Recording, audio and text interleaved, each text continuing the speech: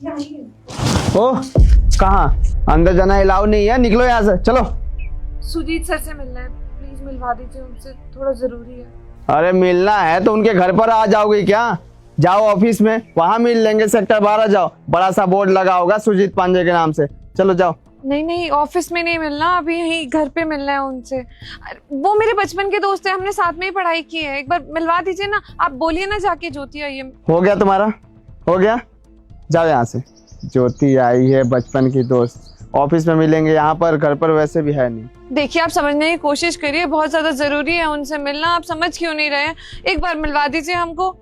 जरूरी है तभी तो बोल रहा हूँ, ऑफिस में मिलेंगे, आपको समझ में नहीं आ रहा है क्या? ओ भाई, उनको प्यार से समझा के ले जा, जाओ ना मैडम। भैया हम आपके सामने विनती कर रहे हैं, एक बार मिलने दीजिए। हम ऑफिस गए थे लेकिन ऑफिस में थे नहीं वो, और वो लोग बोले वहाँ पे जितने ऑफिस में लोग थे कि वो घर पे मिलेंगे, इसलिए हम एड्रेस पूछ के घर तक आ गए हैं। आप मिलवा दीजिए एक बार हमको। अरे ऐसा क्या काम है भाई जो घर पर आना पड़ा? क्या काम है उनके? भैया हम उन्हीं को बताएंगे, आप बुला दीजिए ना उनको। देखिए जिद मत करिए, पहले तो मिलने का जिद कर रही है, उसके बाद भी आप सवाल का जवाब नहीं दे रही है। काम बताइए पहले। भैया हमारे पति अस्पताल में भर्ती है, पैसा जमा करना है, बहुत बड़ा बिल आ गया है प्राइवेट हॉस्पिटल का, तो पैसे हैं नहीं हमारे पास, उनको डिस्चार्ज भी नहीं दे रहे हैं। हॉस्पिटल में कितना दिन रखेंगे उनको, इसीलिए हम बस सुजीत से मिलने आए हैं ताकि वो हमारी थोड़ी मदद कर दे। बचपन के दोस्त हैं हमारे, मिलेंगे तो थोड़ी मदद तो कर ही देंगे ना। अगर हम उनसे मिलके पैसे जमा नहीं किए ना अस्पताल में, हमारे पति को डिस्चार्ज नहीं करेंगे, इसीलिए मिलना है, मिलवा दीजिए ना। रिक्वेस्ट कर रहे हैं, प्लीज एक बार कॉल कर दीजिए उनको। ठीक है, शांत हो जाओ, मैं उनसे बात करता हूँ। अगर मिलना चाहेंगे तभी अंदर जाने दूंगा, और नहीं तो यहाँ से वापस लौट जाना।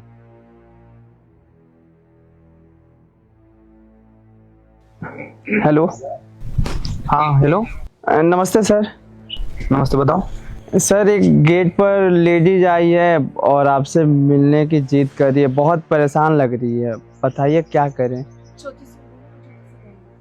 कहाँ के रहने वाली हो? उनके गांव के रहने वाले, उसको बोलो उनकी बचपन की दोस्त है, ज्योति सिंह नाम बता रही है। बोल रही है कि आपके गांव की रहने वाली है, ज्योति सिंह नाम है, और दोस्त बता रही है खुद को। जी सर। किस्मत अच्छी है तुम्हारी, सर आ रहे हैं मिलने के लिए।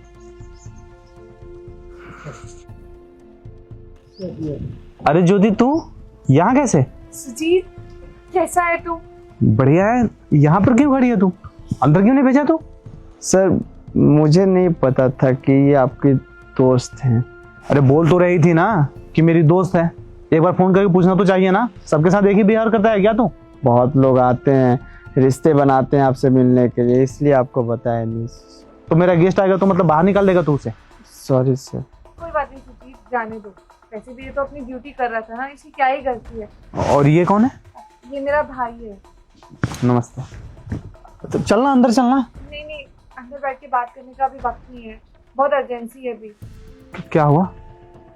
वो मेरे पति अस्पताल में भर्ती है, उनका इलाज चल रहा था वहाँ पे। क्या हुआ है? वो बीमारी हो गई थी उनको, इलाज से ठीक तो हो गए लेकिन डॉक्टर डिस्चार्ज करने से इनकार कर रहे। पर क्यों? इतना बड़ा बिल आ गया, कह रहे कि पहले पूरे पैसे जमा करो तभी जाके डिस्चार्ज करेंगे। पैसे तो है नहीं मेरे पास, ऑलरेडी बहुत ज़्यादा पैसा लग गया है उनके इलाज में, जो कुछ भी था सब चला गया है। समझ नहीं आ रहा था क्या करे, किसके पास जाए मदद मांगे।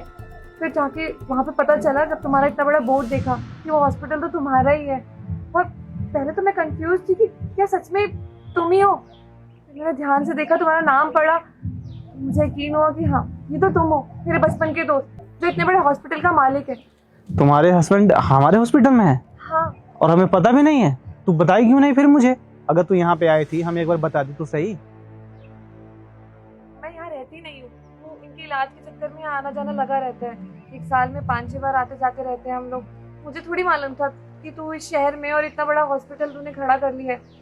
मैं भी तेरे ऑफिस ही गई थी लेकिन तू वहाँ पे मिला नहीं, वहाँ के स्टाफ ने मुझे बोला कि तू घर पर होगा, इसलिए तो मैं यहाँ पर आ गई। हाँ, लंच हम घर में ही करते हैं ना, इसके लिए आ गए थे।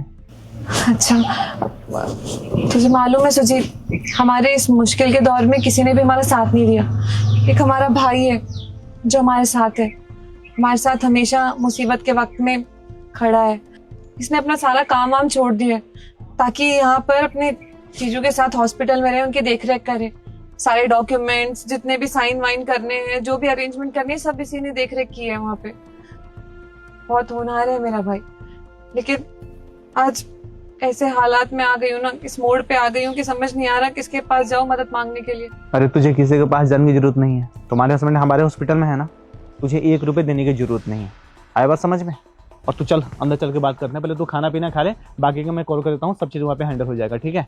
तू कुछ भी मत सोच, तू मेरी दोस्त थी और दोस्त ही है। भले हम लोग का हालात ऐसा पैदा हुआ, हम अलग हो गए, तू गाँव में रहती है, हम शहर में रहते हैं, पर इससे ये नहीं है कि हमारा दोस्ती खत्म हो गया। आज भी हम तुम लोग के लिए खड़े हैं, तू सब भले हमें भूल जा, हम तुम लोग को कभी नहीं भूलेंगे, ठीक है? और अगर पैसे की बात रही तो हम दोस्तों के बीच में पैसे की कोई अहमियत नहीं है। आया बात समझ में? तुम्हारे हस्बैंड है तो हमारे भी तो दोस्त ही हुए ना।